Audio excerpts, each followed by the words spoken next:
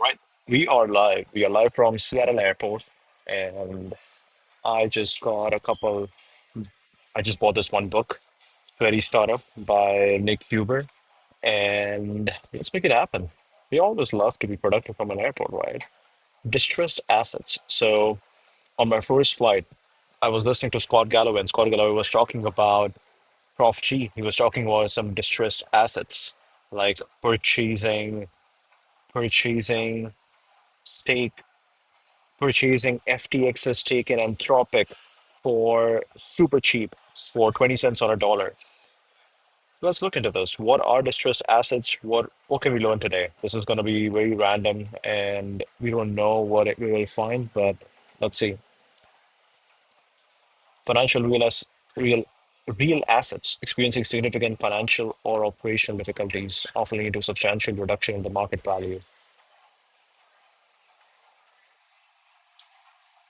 Assets are typically associated with companies or individuals facing insolvency, default, severe financial strain, low negative cash flow, inability to meet debt obligations or bankruptcy proceedings.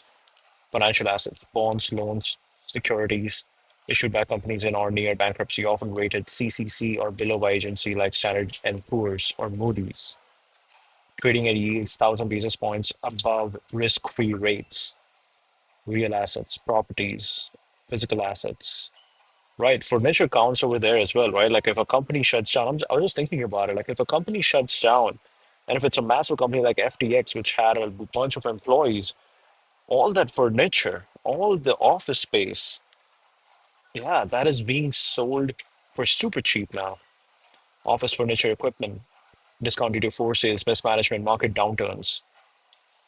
There's also the reason why maybe when you are growing, obviously it's a lot of VC money, either it's VC money or it's just hedge fund money, and people are just pouring money, pouring capital into purchasing a bunch of these equipment. But ideally, you want to be really careful about what you're spending because you want to be very asset light. You don't get into these situations. Corporate assets, business units, or entire companies facing financial distress, targeted for acquisition, restructuring sold at deep discounts with the intrinsic or par value because their owners are compelled to liquidate it quickly to raise cash or avoid further losses. Makes them high risk, high reward opportunities for specialized investors. Financial distress. Owners may be in default, unable to service debt, or facing bankruptcy, Chapter 7, liquidation, Chapter 11, restructuring, deep valuation discounts, significantly below their perceived or historical value due to market perception of risk or forced sales. High risk, significant chance of total loss if the asset's issuer or owner fails to recover, especially in cases of liquidation, low transparency.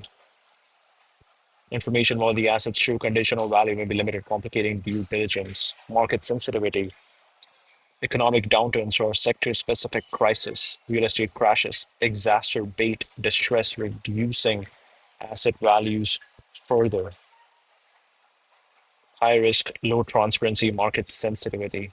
Low transparency is a big thing because especially in these scenarios. Number one, a company that is distressed, they don't want to publicly let everybody know about their exact situation. Number two, most of the information about the repurchase, let's say, or the resell or the selling, the most of the selling information is being sent to sent to their closed network. It's not publicly out there.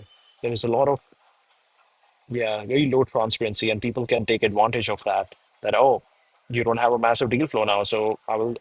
If I'm the only one, then I will buy it super cheap. If there's no competition, then I will try to get it as cheap as possible. True conditional value will be limited, complicating due diligence. Oh, this is from the other perspective. This is from the buyer's perspective that you d- because the value, the true conditional value will be limited, so they don't know much about the asset. Hmm. If it's distressed, you don't know how distressed it is. Real estate, 2008 global financial crisis, sold at steep discounts, widespread foreclosures. Evergrande faced distress in 2021 with bonds trading at 26 to 53 cents on the dollar. Bonds. or bank debt of companies like Kmart during its Chapter 11 bankruptcy, which later yielded significant returns for investors like Eddie Lampert. Eddie Lampert,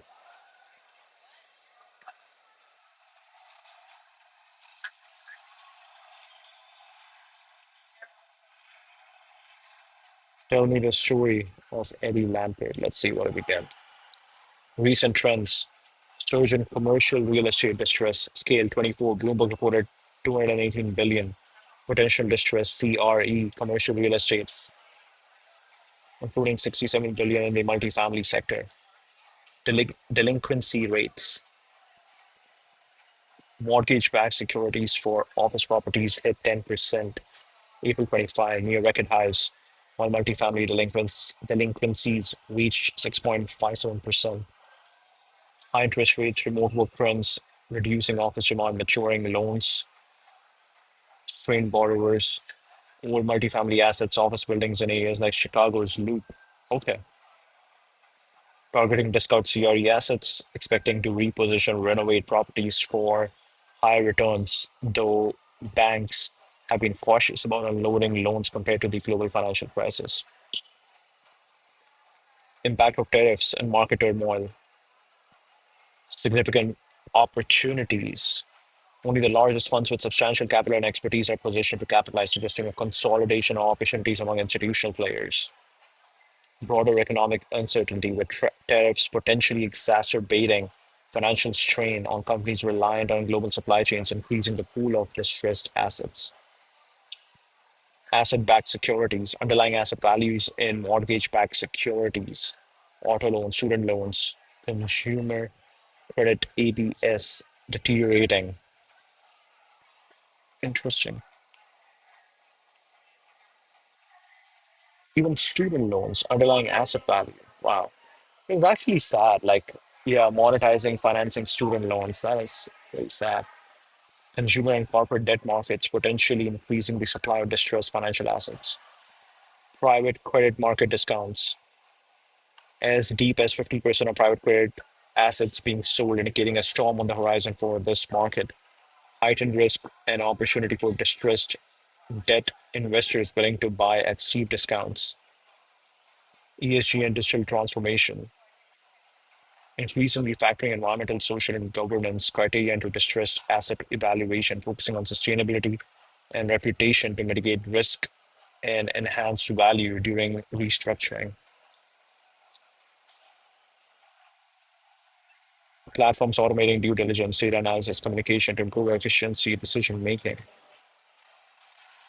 Sector specialization. Healthcare and real estate offer better risk reward balances for distressed assets. Investors are diversifying geographically, targeting emerging markets for higher growth potential and lower valuations, or developed markets for stability and legal protections.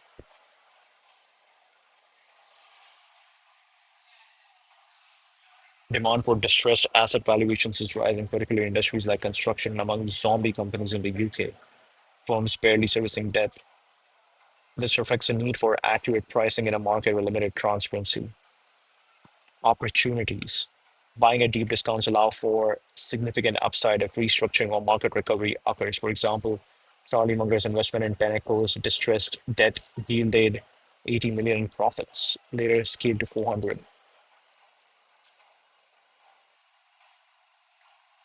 Hmm. Active management, such as debt restructuring.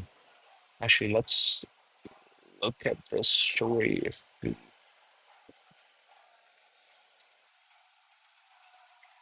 tell me the story. All right, all right.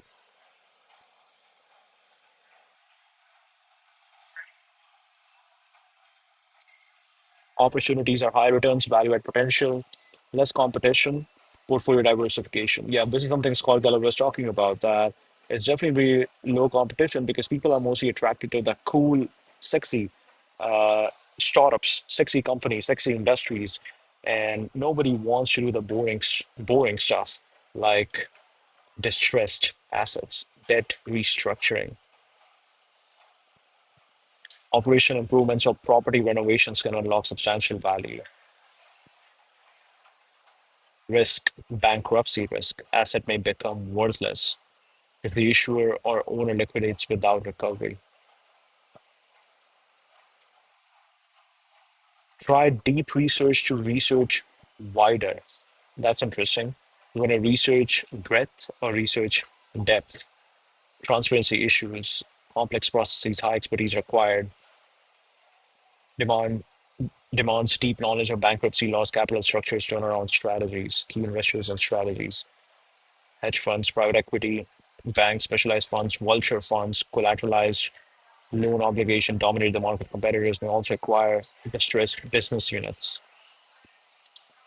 Passive investing, active investing, turnaround, special situation, investing in spin-offs, asset sales, or recapitalization.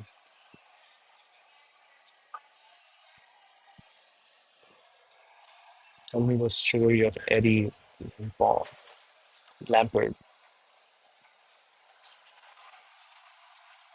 polarizing figure, American finance, rise and fall of CEOs and Claymore.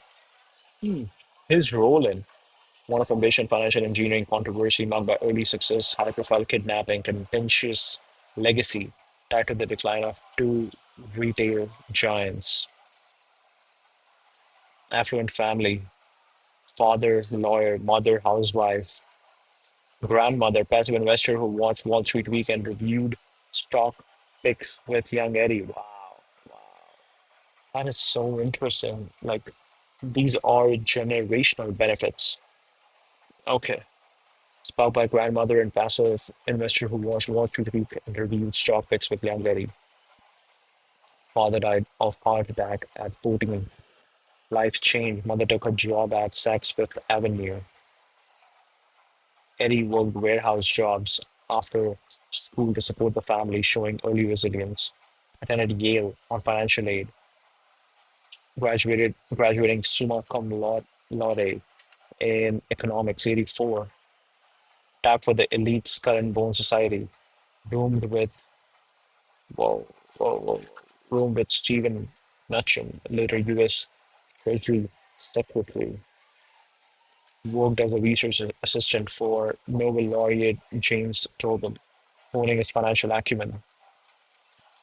He joined Goldman Sachs risk arbitrage desk working under Robert Rubin, future Treasury Secretary. Wow, wow, wow. This is a crazy network. Wow. Attended Yale University on financial aid, graduating summa cum laude, tabbed for the elite Skull and Bone Society, roomed with, I want to know what Skull and Bone Society.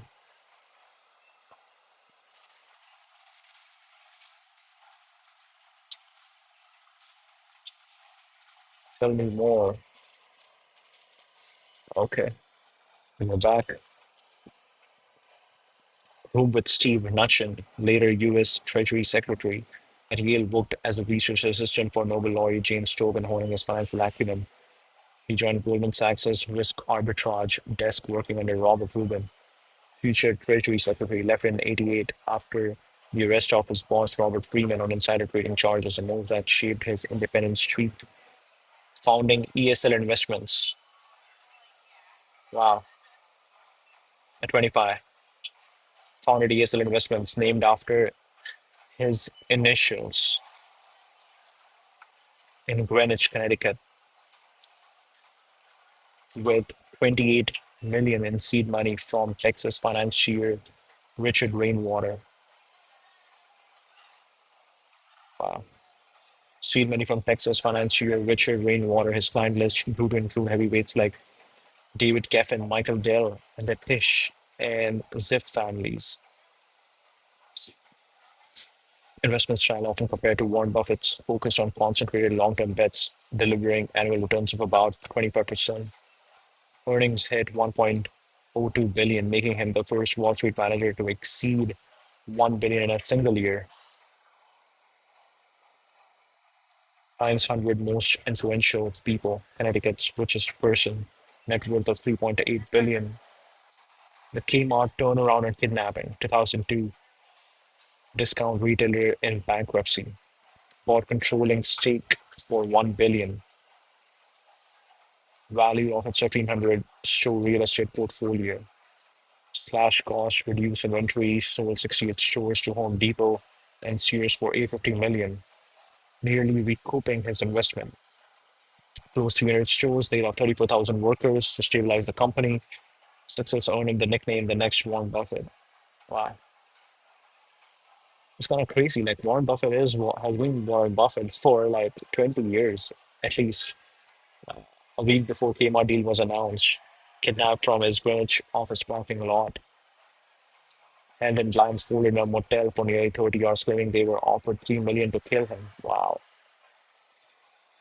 Negotiated his release by promising 5 million. Walked away unharmed after being dropped off on a highway, demonstrating his intense focus. Contributed to his reclusive nature, with some speculating left him psychologically guarded. Wow. Sears Kmart merger began acquiring Sears stock 2005, orchestrated an 11 billion merger of Kmart and Sears, Roebuck and Company, creating Sears Holdings Corp., third largest US retailer at the time. He controlled nearly 40% of the company and became its chairman and later CEO in 2013. His vision was to build a retail empire to rival Walmart and Target, leveraging the real estate and iconic brands Kenmore, Craftsman, Die Hard, of both chains.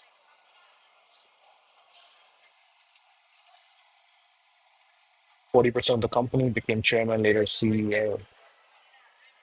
Data-driven digital retailer with Shop Your Way membership program to compete with Amazon. Oh wow, including Warren Buffett doubts with the plan. Buffett in 2005 called merging Sears and came out a tough and turning around declining retailers was nearly impossible. Cost-cutting, store closure, asset sales rather than reinvesting in stores and customer experience. He sold off valuable assets like Lands End, Craftsman, and created Heritage Growth Properties, a real estate trust that leased stores back to Sears, enriched Lampard while draining Sears of resources. Management style. He ran Sears from his Florida estate or yacht, rarely visiting the Hoffman Estates in Illinois headquarters only once a year for board meetings. He managed by teleconference, fostering a perception of detachment.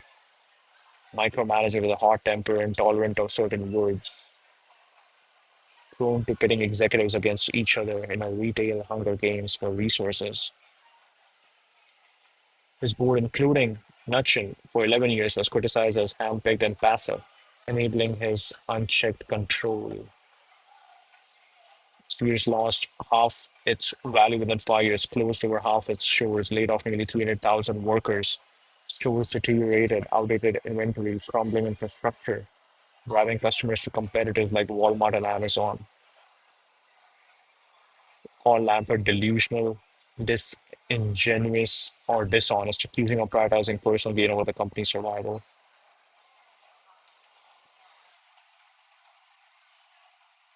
Hmm. Bankruptcy and aftermath. Filed for Chapter 11, 687 stores, 68,000 employees, down from 4,000 at its peak. Stepped down, remained chairman. He bid 5.2 billion to buy the company, preserving 425 stores, 45,000 jobs. The deal approved in 2019 was financed with 950 million new debt, but no additional cash. Sears Holdings became Transform Co., which he majority owned. Sears Holdings sued Lampert and ESL, alleging he stripped over 2 billion assets through spin-offs and dividends, including Lance and Heritage, to enrich himself and shareholders like Nutchin.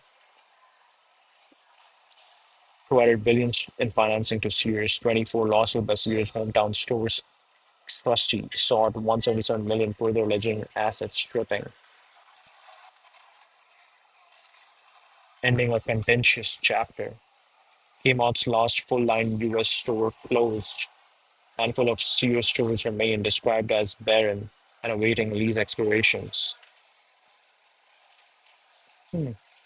Net worth once 4.5 billion was estimated at 2 billion in 21. He reportedly lives on a fortified estate on Indian Creek Island, Miami, owning a 40 million mansion, a 26 million Greenwich home, an Aspen property, an 88-meter yacht, Fountainhead. Wow. He took on an impossible task, pouring personal wealth into series and trying to innovate with Shop Your Way. They claim his losses disprove accusations of profiteering. Fast buck Eddie assert he engineered a slow demise, extracting value from real estate and brands while neglecting core retail operations. Called his actions capitalism without rules, hubris, and the limits of financial engineering in retail. He's now a symbol of corporate decline, blamed for destroying two American icons. Wow, wow. Sears and Kmart, destroying two American icons. Whether he was a visionary who failed or profiteer who succeeded depends on a perspective, but the impact hundreds of thousands of lost jobs and shuttered stores is undeniable. We'll first look at the Skull and Bone Society and then we'll go back over there. Oldest, most secret historian societies at Yale, founded in 1832, broader tradition of senior societies. Mystique, influential alumni, and aura of exclusivity have made it a subject of fascination, conspiracy, cultural lore. Established by William Huntington Russell, Alfonso Taft, father of President William Howard Taft, in response to dispute over Yale's Phi Beta Kappa Honor Society, inspired by German secret societies like the Order of the Illuminati, model bones after a hierarchical ritualistic structure. Official name is the Order of Skull and Bones, and it operates under the Russell Trust Association, a tax-exempt entity incorporated in 56 to manage its finances and property.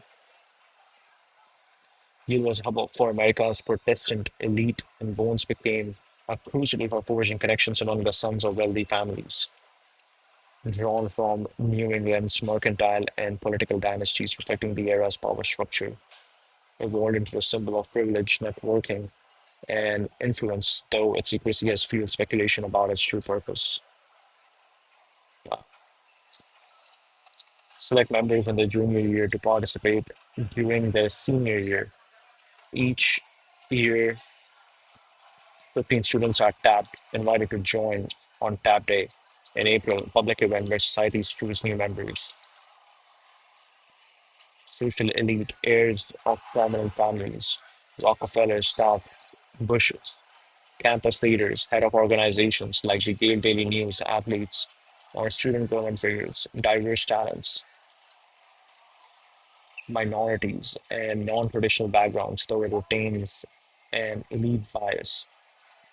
Members are called knights and gain pseudonyms Sancho Panza or Longtero out of a windowless granite building on Yale's campus known as the Tomb, a fortress-like structure that houses meeting rooms, artifacts, and rumored relics, including human skulls, though these claims are unverified. Wow, that's crazy. Like, have people not entered that building? Membership is a lifelong commitment with alumni called patriarchs, maintaining ties through networking events, financial contributions, and mentorship. The Russell Trust Association oversees the society's endowment, estimated at 15 to 20 million, which funds the team scholarships and member activities.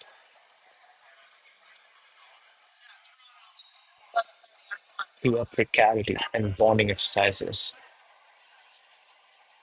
Initiation.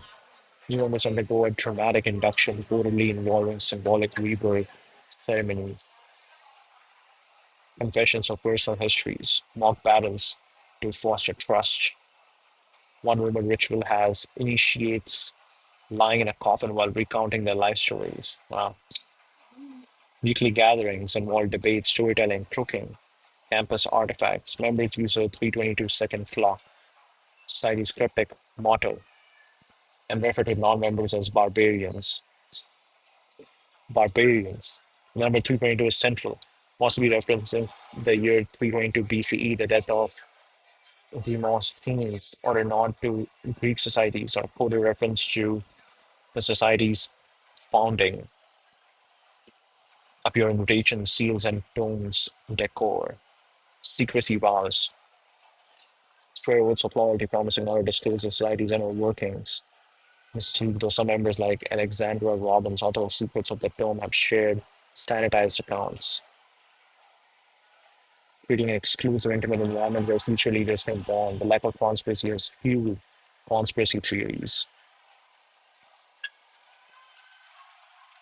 Political leaders, William Howard, George H.W. Bush, George W. Bush, John Kerry, Eddie Lampert, Stephen Mnuchin, Lampert's real roommate, Everett Harriman, banker, diplomat, heir to the Union Pacific fortune. Intelligence and media, William Buckley Jr., conservative and commentator and National Review founder, Henry Luce, Time Life magazine's founder. Multiple CI directors and operators, fueling speculation about Bourne's intelligence ties. Peaked in 19th and 20th centuries when Yale dominated American power structures. Members like the Bushes and Harrimans shaped U.S. foreign policy, while financiers like Robert leveraged Burns' connections for deal making.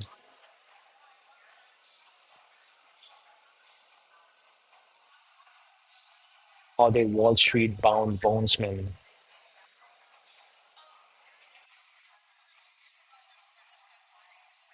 Reputation of producing intense networked elites. Wayne as Yale student body diversified in global power structure, tech, and international arena. Still, its alumni network remains the potent force in boardrooms and in government with members like Nutchin serving in high profile roles as recently as 2020. Elitism, gender exclusion, asset theft, practice of crooking, such as Geronimo's skull, drawn legal and ethical challenges. The Apache tribe sued for the skull's return in 2009, but the case was dismissed. Conspiracy theories, political backlash. Bush downplayed, calling it no secret. So secret you can't talk about. So secret we can't talk about. Well, Kerry called it a joke. Hmm. Cultural impact and modern relevance, networking, confidence and identity, access to capital. Hmm. Yeah, networking is really important, right? Like when you are in university, and yeah, maybe this one is more specific to elites, and that's definitely not good. But in general, you definitely need communities like the strong bonds in university. Rituals and exclusivity foster a sense of destiny, which may have few Lampert's gold bets on Kmart and Sears. Lampert's membership placed him among the cohort of future leaders, including Nutchin, who became a lifelong ally.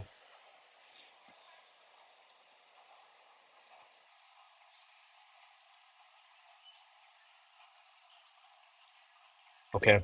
So we saw one distressed asset story. Now let's look at the other one, Charlie Munger, longtime partner of Warren Buffett, Hathaway, Berkshire, Berkshire, Berkshire, Berkshire, Berkshire Hathaway. Yielded an initial 80 million profits and need a scale to approximately 400 million. Okay. Tenneco, founded in 44, Houston-based conglomerate with operations in natural gas pipelines, automotive parts, packaging, chemicals, agriculture. JIK's farm and construction equipment, Newport News shipbuilding, significant stake in the Tennessee gas pipeline, faced several financial strain due to a combination of factors, high debt load.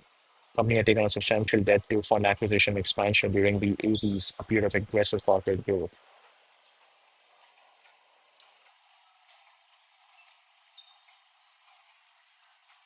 Economic downturn. 80s saw rising interest rate and economic uncertainty, which increased borrowing costs and squeezed cash flows. Operation challenges, mismanagement, underperforming divisions, particularly in agriculture and equipment, eroded profitability. Market perception. Bonds were downgraded to junk status, below investment grade, typically CC or lower, signaling high default risk. Its debt traded at deep discounts, reflecting investor fears of bankruptcy.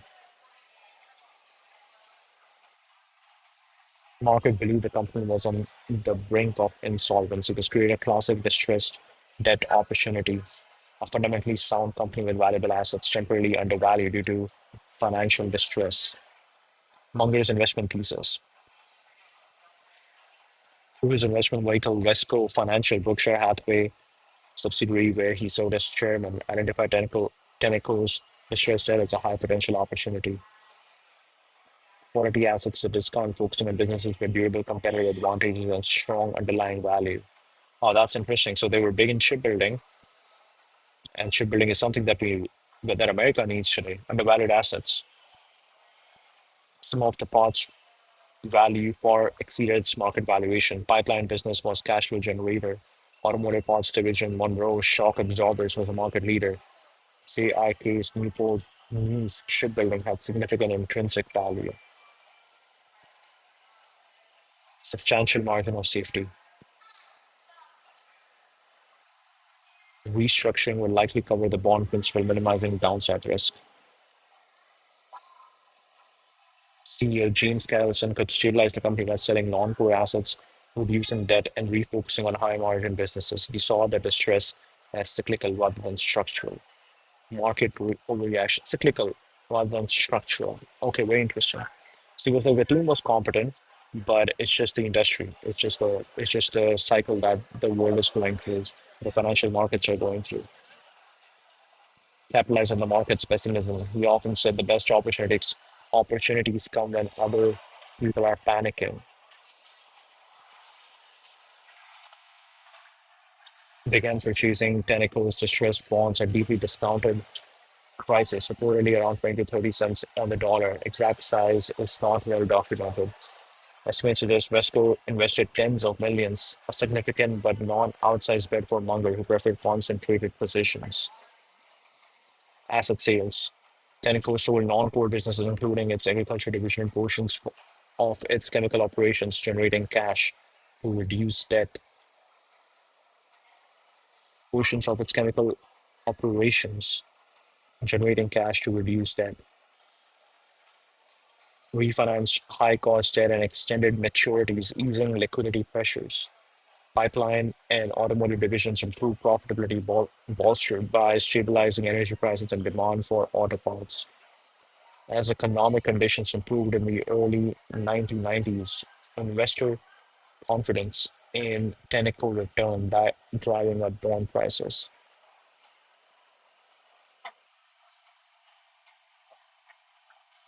Munger's initial investment yielded a profit of approximately 80 million, remarkable return given the low entry price. Invesco invested 30 million, 25 cents on the dollar. A recovery to 90 cents on the dollar would produce a $108 million market value, netting 78 in profit in the initial cost.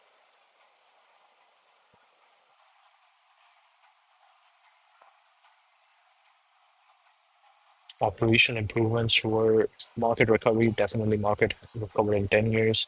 Investor confidence return, driving up bond prices. Operation improvement. Pipeline automotive divisions improved profitability, bolstered by stabilizing energy prices and demand for auto parts.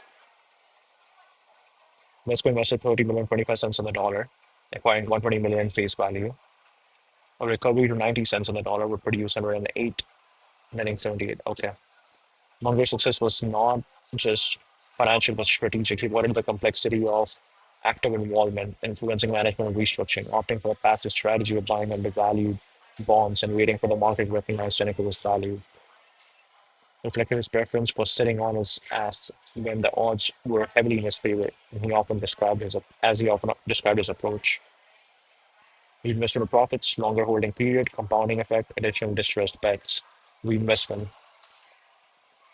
Okay, he invested the initial 80 million profit into additional Tenneco securities, compound gains by allocating capital to high conviction bets, longer holding period beyond the initial recovery, possibly into mid 90s, as the company continued to strengthen. Stock price rose as it divested weaker divisions and focused on automotive and pipeline operations. Compounding effect could grow significantly over several years. 80 million compounded at 20% annually for 5 years reaches approximately 197 million and over 10 years, 497 million. While on exit, this illustrates how Munger's disciplined reinvestment could scale the initial gain to 400 million.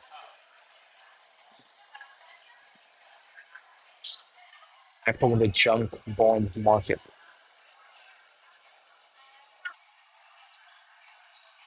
Reflections and legacy. Fertile ground for disciplined investors. Importance of buying at 50 cents in the dollar when assets are mispriced due to market panic.